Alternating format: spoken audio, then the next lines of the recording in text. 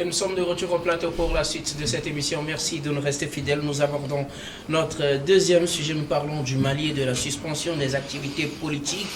Les partis saisissent la Cour suprême. Les partis signataires de ce communiqué du 31 mars 2024 qui appelait à l'organisation rapide des élections pour mettre fin à la transition et qui ont été finalement dissous par le gouvernement de transition ont saisi la Cour suprême du Mali pour se prononcer afin d'annuler cette décision du gouvernement du Mali qui suspendait les activités politiques et les activités des partis politiques et des associations à caractère politique sur toute l'étendue du territoire malien. Ces partis indiquent avoir saisi la Cour suprême pour annuler ce décret en date du 10 avril. Ce décret annulait ou plutôt suspendait les activités d'abord de ces partis. Quelques-uns ont finalement été dissous par un autre décret, mais le décret du 10 avril suspendait les activités à caractère politique des associations et les activités des partis politique dans le cadre donc de l'organisation du dialogue national pour la paix au Mali. Ces partis indiquent avoir saisi la Cour suprême. Est-ce plutôt de là que viendra la solution? Du moins, ils n'espèrent pas abandonner jusqu'à obtention d'une bonne solution face à la suspension de leurs activités. Nous sommes là au Mali. Les partis suspendus n'ont eu d'autre recours que de saisir la Cour suprême. Louis. Est-ce que la solution viendra de là? C'est comme si je suis en train de regarder dans la boule du cristal. Mais ce que je sais, c'est pour vous dire que cette saisine-là reflète aujourd'hui l'image de la gouvernance d'Assimi Goïta. C'est-à-dire que c'est comme on est dans un état de droit où tous les pouvoirs y sont. Le pouvoir exécutif est séparé du pouvoir judiciaire. Et le pouvoir législatif également est là et chacun joue son rôle en fait. Donc ça veut dire tout simplement que si ces partis politiques-là qui ont été suspendus ont jugé bon en fait de saisir la Cour suprême, ça veut dire qu'ils reconnaissent l'indépendance de la justice malienne.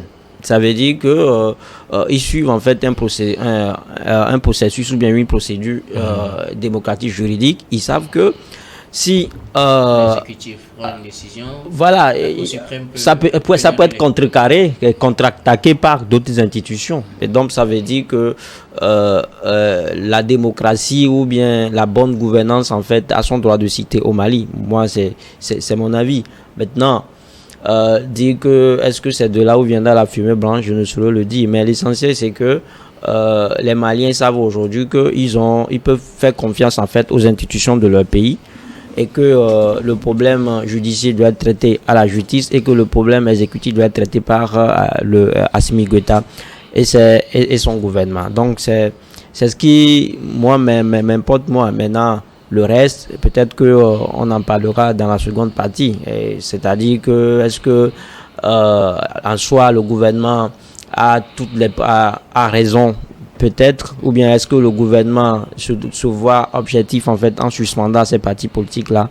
Je crois que on reviendra justement là-dessus. Je reviendrai à vous tout à l'heure. Ibrahim Macha, les partis qui ont vu leurs activités suspendues par ce décret en date du 10 avril ont saisi la Cour suprême pour se faire justice. Ils ne comptent pas abandonner en tout cas. Non, je pense que c'est une meilleure approche parce que quand vous êtes dans un pays et que vous êtes confronté à certaines difficultés, s'il y a des institutions toujours en place qui peuvent jouer à l'arbitrage, je pense qu'il est bien de saisir ces institutions. Donc en saisissant la Cour suprême, les signataires de la déclaration du 31 mars voudraient faire une pression supplémentaire sur Assimi Goïta de manière à ce que les nouvelles autorités maliennes leur laissent le champ libre pour pouvoir exercer leurs activités. Et je voudrais aussi faire remarquer que nous le disons souvent avec les militaires, vous savez, les militaires n'aiment pas la contestation et lorsque vous leur opposez des attitudes qui sont de nature à ne pas faire passer leurs décisions, mais ces militaires n'hésitent pas à prendre les dispositions qu'il faut. Vous savez, pour le cas du Mali, nous le disons, les militaires qui sont au pouvoir actuellement disent qu'ils sont là pour redresser l'ordre sécuritaire. Ils sont là pour remettre les choses en ordre avant de voir éventuellement s'il faut aller aux élections. Or, pour les partis politiques et, disons, les associations de la société civile, vous savez, il faut lutter pour la démocratie. Parce que quand vous avez des dirigeants qui sont là, puisque entre griffes, des dirigeants de fait, parce que c'est à la suite d'un coup d'État qui sont actuellement au pouvoir, qu'ils ont pris le pouvoir, donc ils ne peuvent pas, à proprement parler, se prévaloir d'une certaine légalité dans les actions qu'ils entreprennent.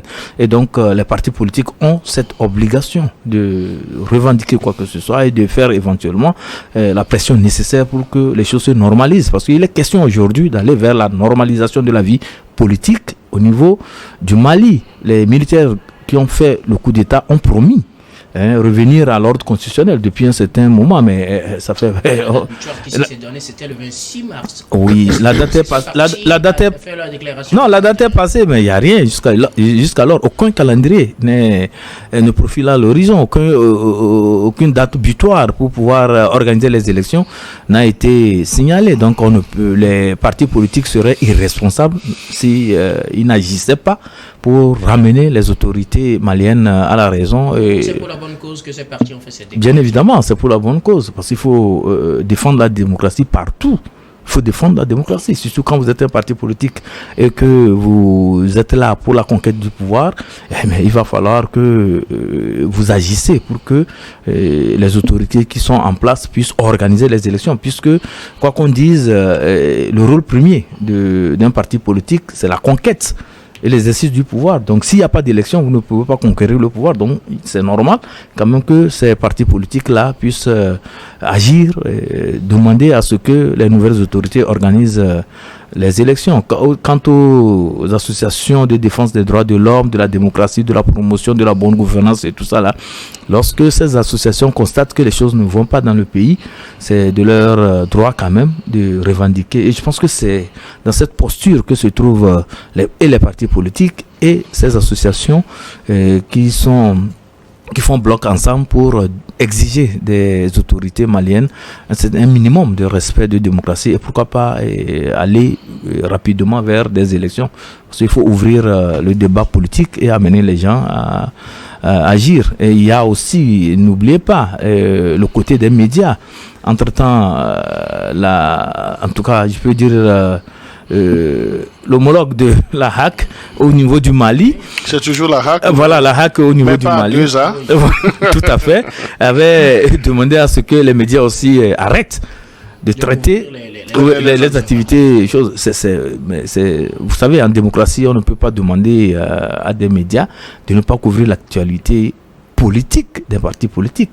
C'est sincèrement, on ne sait pas, c'est vraiment des atteintes graves à la liberté d'expression, c'est des atteintes graves à la liberté de presse. Et heureusement que la maison de la presse a réagi, a demandé aux confrères de continuer leur travail, parce qu'on ne peut pas réduire le Mali à une seconde Russie en Afrique. Je pense que l'attitude là n'est pas du tout celle qu'on doit prôner. Et les militaires sont venus au pouvoir, il y a eu un soutien populaire à leur endroit. Ce que la population malienne demande, c'est de tout faire pour maintenir la démocratie au Mali, c'est de tout faire pour que le côté sécuritaire soit assuré. Mais quand la mission là est terminée, je pense qu'il faut remettre les choses sur les rails. Il faut permettre à ce que les Maliens se sentent libres dans un État démocratique, dans un État où il y a le respect de la démocratie, dans un État où chaque citoyen est libre d'agir et chaque citoyen est libre de s'autodéterminer. Alors, reste à savoir si la mission est effectivement déjà accomplie. On y reviendra tout à l'heure. Très de côté, les partis ayant fait cette déclaration du 31 mars ont saisi la Cour suprême pour se faire justice. Non, mais je crois que les partis politiques sont dans leur rôle. On serait, par exemple, au Togo, qu'ils allaient méconnaître les voies judiciaires ou bien les voies légales pour se faire entendre et qu'ils auraient appelé, disons, leurs militants à investir les rues à travers des manifestations sans tête ni queue. Heureusement que du côté du Mali, ils ont, disons, cette culture démocratique pour dire que lorsque il y a une décision qui a été prise au sommet de l'État et qui ne répond pas, qui ne leur donne pas satisfaction, il y a des instances de la justice qu'il faut saisir. Donc c'est de bonne guerre que ces partis politiques aient saisi la Cour suprême. Cela rentre dans l'exercice de leurs droits et également c'est un devoir pour ces partis politiques parce que ils resteraient inactifs que cette décision va prospérer. Maintenant, nous allons attendre quelle sera la réaction de la Cour suprême par rapport à cette saisine. Mais je voudrais dire, rebondir un tant soit peu sur un aspect développé par mon cher confrère Ibrahim lorsqu'il dit que après les soucis sécuritaires, il faut passer aux élections. Je me demande, je me pose, je m'interroge sur un aspect. Est-ce qu'on peut dire que les problèmes sécuritaires sont totalement éradiqués du côté du Mali? Et dans l'autre sens aussi, je me dis, est-ce qu'on arrivera un jour à éradiquer totalement ces soucis sécuritaires avant de prétendre aller à des élections? Donc, c'est les deux extrêmes. Donc, c'est dire, à un certain moment, si on est arrivé à stabiliser un tant soit peu les soucis sécuritaires, il faudrait organiser les élections pour essayer de rendre le pouvoir aux civils. Mais l'autre question, est-ce que les nouvelles autorités du Mali sont dans cette posture actuellement? Donc, on dirait non, ils ne sont pas encore dans cette posture, ces dirigeants.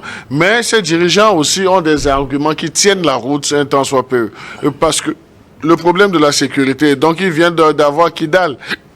Mais la reprise même de Kidal ne signifierait pas que il n'y a plus des poches d'insécurité du côté du Mali. Donc il faut les comprendre aussi parce que lorsqu'ils sont arrivés, ce qu'ils ont reproché au régime de IBK, c'est d'avoir fléchi un peu sur ces aspects sécuritaires. Mais lorsqu'ils sont venus, les militaires, nous avons vu qu'ils ont fait des exploits.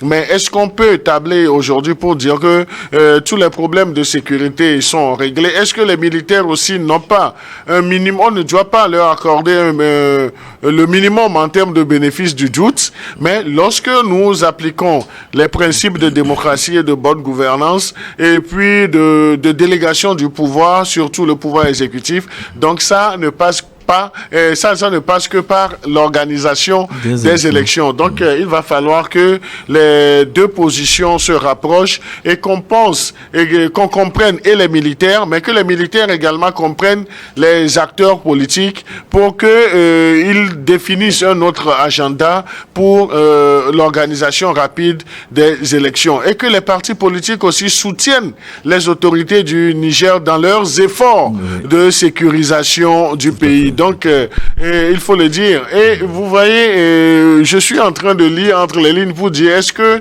ce n'est pas la querelle entre deux coépouses ou bien entre un mari et une femme, parce que il y a quelques années, quand les militaires ont pris le pouvoir, les mêmes partis politiques les ont applaudis. Même des acteurs de la société civile étaient devant les actions, les ayant amenés. Mais du moment où ils ont commencé par faire leur scène de ménage au sein de leur alliance de façade, les voici qui s'affrontent. Donc c'est dire que il faut vraiment se méfier autant des militaires, mais il faut également se méfier des hommes politiques qui ne font que réagir par rapport à leurs intérêts saisonniers. Aujourd'hui, ils ne sont plus en de bons termes avec les militaires, donc tout est bon pour essayer de pourrir la vie. Mais hier, quand ils étaient ensemble, quand ils communiaient ensemble contre le régime de IBK, donc là, mais on pouvait aisément dire que c'est la lune de miel. Ce n'est pas parce que les militaires, nous les connaissons, ce sont des gens qui sont assez rigides dans ce qu'ils font. Et c'est pas parce que les militaires sont en train de restreindre un peu l'espace ou bien la marge de manœuvre des politiques qu'on doit, dans une certaine mesure, essayer de les diaboliser. Mais la démocratie étant ce qu'elle est, il faudrait qu'il y ait des activités politiques, je le conseille qu'il y ait des activités politiques au Mali et que ces activités politiques participent également à la construction du pays en termes de diversité d'opinion. Et dans le même sillage, il faut faire le parallélisme des formes. On voit même qu'il y a un ancien ministre de IBK, qui est un parti politique, dont le parti politique avec un autre qui a fait également le régime d'IBK. Donc ils sont sortis pour soutenir les autorités militaires du Mali dans leur prise de... Donc c'est dire que les avis sont partagés, mais la solution ne proviendra que des Maliens lorsqu'ils vont essayer de s'asseoir, de réfléchir ensemble, de poser les jalons, ils trouveront des solutions. Parce que on les a vus également lorsque la convocation au dialogue a été notifiée. Donc ils ont brillé par leur absence. J'aurais voulu qu'ils y aillent, mais pas pour dérouler l'agenda de l'ordre du jour qui est proposé, mais pour aller, une fois encore, réitérer leur indignation, disons, au cours de ce dialogue, quitte à ressortir très tôt de ce dialogue et à informer l'opinion nationale et internationale. Parce que la politique de la chaise vide n'a jamais payé. D'autres politiques l'ont expérimenté au Togo et ils paient le lourd tribut aujourd'hui. Alors, nous allons revenir un peu sur le contexte. Ces partis ont sorti une déclaration le 31 mars, parce que le délai donné par la militaire, c'était le 26 mars pour libérer le pouvoir et permettre à un gouvernement civil qui aurait été élu en février de prendre le pouvoir. Rien de tout cela n'a été fait. Ils ont sorti une déclaration le 31 mars pour demander l'organisation rapide des élections. Leurs activités ont été suspendues le 10 avril. Maintenant, ils saisissent la Cour suprême. Y a-t-il des chances à ce que leur requête aboutisse? Que dites-vous d'ailleurs de tous ces scénarios qui ont conduit à la suspension de leurs activités et à la saisine qu'ils opèrent au niveau de la Cour suprême, Louis? Non, la Cour suprême va étudier leur plainte et va statuer après. Parce que ce que tu dis, c'est un sujet aussi sensible. C'est quand on parle d'organisation des élections, on ne se lève pas seulement pour organiser les élections. Il faut que les conditions sécuritaires soient réunies. Et je crois que là, et Clédo l'a effleuré tout à l'heure, est-ce que aujourd'hui au Mali, c'est vrai que on nous dit que Assimi Goïta et son gouvernement ont conquis en tant qu'Idal. Mais est-ce que généralement le terrorisme n'est plus d'actualité au pays? Est-ce que les terroristes en fait ne frappent plus au Mali? C'est la grosse interrogation. On a vu on a constaté de par le passé que l'organisation d'une élection générale très transformée en une élection partielle au Burkina Faso, et on a vu ce que ça a coûté à Roch Christian Kaboré. Parce que c'est justement au lendemain de cette élection-là qu'il a été déposé par Damiba. Ça veut dire que l'élection, en réalité, n'a été qu'une formalité. Les gens veulent seulement aller aux élections et respecter, en fait, le jeu démocratique. Or, les conditions n'étaient pas réunies. Les conditions sécuritaires, bien évidemment, n'étaient pas réunies pour aller à une élection libre et transparente. C'est ce qui a fait que certains bureaux de vote n'étaient même pas ouverts. Les gens ont peur, pas peur, en fait, de se faire tuer par les terroristes, sont restés à la maison et ça a faussé les calculs. Donc, le Mali à côté, je crois que a vu tout cela et veut aujourd'hui faire les choses de façon correcte, pour que tous les citoyens maliens aient la possibilité d'aller choisir leur candidat au moment opportun. Parce que, comme je le dis, on ne peut pas dire aujourd'hui que le pays là vit dans un climat de paix, de sérénité pour qu'on aille aux élections. Les élections peuvent attendre en fait. Moi, je le dis comme ça. Parce que ce qu'ils font là-bas, après tout, c'est un travail patriotique. C'est des gens qui sont animés par une fibre patriotique. Et quand ils sont là, ils sont au front. C'est vrai qu'Assimi Goïta, vous ne l'attendez pas souvent parler. C'est un vrai grande muette. C'est quelqu'un qui sort vraiment de la grande muette. Je crois que c'est comme ça qu'on les appelle. Les militaires, on les grands. Donc lui, totalement discret, ne parle pas. C'est quelqu'un qui travaille dans l'ombre en fait. On a vu que c'est dans le silence total qu'ils ont pu aller justement cueillir les terroristes à Kidal et qui aujourd'hui annoncent leur victoire. Donc c'est des gens qui continuent, qui sont au fond, qui se battent pour le peuple malien. Donc l'essentiel en fait, l'essentiel aujourd'hui, c'est d'arriver justement à avoir un Mali sans terroristes, sans djihadistes, on peut le dire. Parce que quand vous le voyez aujourd'hui, la France a quitté après que le Mali a demandé aux forces étrangères de quitter son sol. Il y a l'amunissement, il y a la force Barkhane.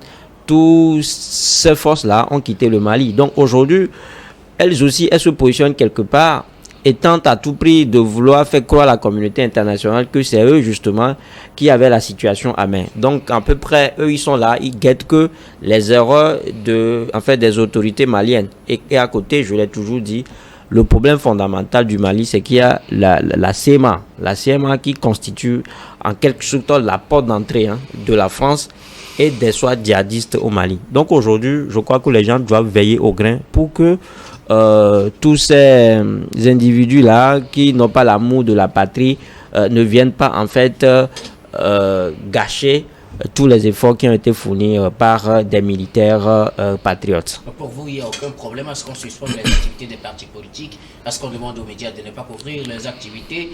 Peut-être la solution viendra de cette saisine de la Cour suprême. Non, il y a toujours eu une pléiade de partis politiques au Mali, mais qu'est-ce que ça apporte au pays ? C'est la question fondamentale à laquelle il faut répondre aujourd'hui. C'est-à-dire que nous devons copier les choses là où ça avance. C'est souvent, et je ne sais pas si vous avez fait cette roman, mais c'est souvent en Afrique qu'on parle souvent de partis au pouvoir et partis d'opposition. Ailleurs, on parle de partis de gauche et partis de droite. On parle des démocrates, on parle des républicains. Ça veut dire que le terme opposition, même en réalité, c'est péjoratif, moi, à mon avis. Donc, quand vous êtes dans un pays où plus d'une centaine d'acteurs se réclament partis politiques d'opposition, et qui à chaque fois ne font que critiquer mais n'apportent rien de concret en termes de propositions, en termes de solutions aux problèmes qui minent le pays, je ne retrouve pas, moi je ne vois pas leur utilité. Vaut mieux les faire taire pour que ceux qui ont des idées, pour que la classe intelligente puisse continuer tranquillement le boulot. Et je crois que Assimi Goïta et son gouvernement sont dans cette logique-là aujourd'hui. Ibrahim Acha, vous disiez tout à l'heure qu'une fois que le travail est fait sur le terrain, on doit organiser les élections. Pensez-vous que le travail soit définitivement fini sur le terrain? Je parle du travail de lutte contre le terrorisme, parce qu'ils l'ont dit, reconquérir Kidal ne veut pas dire qu'on a mis fin au terrorisme au Mali. Non, mais vous savez, lorsque les nouvelles autorités sont venues au pouvoir, c'était dans l'euphorie. Tout le monde était content parce qu'on se disait que c'est pour remettre le Mali en marche. Parce qu'il faut lutter contre le terrorisme, il faut lutter contre surtout cette oligarchie-là qui était là sous Ibeka et qui siphonnait les ressources du pays. Donc il fallait essayer de voir tout ça là et remettre le Mali, sur orbite en matière de développement. Et cette mission, je pense que Assimi Goïta est en train de l'accomplir avec bravoure. Et je rejoins lui qui disait tout de suite que Assimi Goïta est un patriote. Ça, personne ne le dénie. Vraiment, ce patriotisme, il est vraiment un patriote, il lutte pour la cause malienne. Mais au même moment, lorsque vous êtes à la tête d'une république qui se dit démocratique, les valeurs démocratiques aussi doivent être respectées. C'est pourquoi nous disons qu'à un moment donné, il faut présenter un calendrier de normalisation de la vie politique, de retour à l'ordre constitutionnel. Et en dehors de ça aussi, on ne doit pas interdire aux partis politiques d'exercer, de mener leurs activités. On ne doit pas interdire aux associations à caractère politique de mener des activités. On ne doit pas interdire à la presse de couvrir des manifestations politiques. Ce n'est pas bien. Sur le plan démocratique, ce n'est pas bien. Ou soit on veut transformer le Mali en monarchie et en une autocratie et on veut vraiment sanctionner tout le monde. On ne voudrait pas qu'il y ait de voix discordantes, on ne voudrait pas qu'il y ait de critiques. Là, ça c'est autre chose. Si c'est dans ce chemin que Assimi Goïta veut mener le Mali, ça c'est autre chose. Mais si Assimi Goïta que nous connaissons et qui est venu au pouvoir pour normaliser les choses au Mali, c'est pour instaurer la démocratie, c'est faire en sorte que la bonne gouvernance soit la pratique, qui soit en vogue, celle qui puisse amener le Mali vers le développement. On doit laisser les partis politiques mener leurs activités. Et je pense que dans un pays, il y a des lois. Tout est encadré. Les partis politiques, avant de mener leurs activités, si c'est sur le régime de déclaration, mais ces partis politiques vont déclarer que nous avons amené telle activité, tel temps. Et mais si les conditions sécuritaires ne le permettent pas, mais les autorités aviseront et verront dans quelle mesure, voilà, et prendre langue avec ces partis politiques pour que les choses se fassent normalement. Mais quand on bloque les activités des partis politiques et tout ça là, moi je dis que ce n'est pas une bonne voie. On prive les Maliens d'un autre son de cloche. Vous savez, quand nous parlons de la démocratie, c'est la contradiction. Sont les critiques, c'est le débat d'idées. Mais quand il n'y a pas tout ça là, on tend vers l'abrutissement des populations. Et ça, je pense que le Mali ne mérite pas ça. Et Assimi Goïta ne ressemble pas à un tyran, à un autocrate. Il ne ressemble pas à un despote qui veut vraiment transformer le Mali à je sais quoi. Non, il faut éviter ça. Merci beaucoup à vous, Ibrahim Acha. Credo Tété, que dire de la situation? Le Mali est dans la lutte contre le terrorisme, mais au même moment, il ne faut quand même pas museler les partis politiques. Non, nous ne sommes pas dans la logique. On ne peut jamais encourager un musellement des partis politiques, voire un musellement des médias. Donc, il va falloir que la part des choses soit faite et que les autorités du Mali prennent également leurs responsabilités pour essayer de desserrer un peu les taux pour que les partis politiques puissent enrichir le débat national. Et que également que les partis politiques sachent que les militaires qui sont venus résoudre un problème ponctuel ne sont pas leurs ennemis aujourd'hui parce que hier ils étaient tous ensemble, donc ils étaient amis. Donc ils doivent placer le Mali au centre de toutes leurs actions, de toutes leurs activités. Et nous allons patiemment attendre la décision de cette Cour suprême parce que la Cour suprême dira le droit. Donc, on constatera dans les prochains jours ce que cette Cour suprême va décider. Mais s'il faut attirer l'attention des autorités militaires du Mali sur un fait, c'est que la démocratie n'est vivante qu'avec, disons, les activités des acteurs sociopolitiques. Non, mais moi, je ne sais pas pourquoi le cas malien suscite la curiosité. Parce qu'on a vu des pays qui vivent dans une situation de stabilité où les choses se passent normalement, mais qui font tout justement pour aller à un parti unique.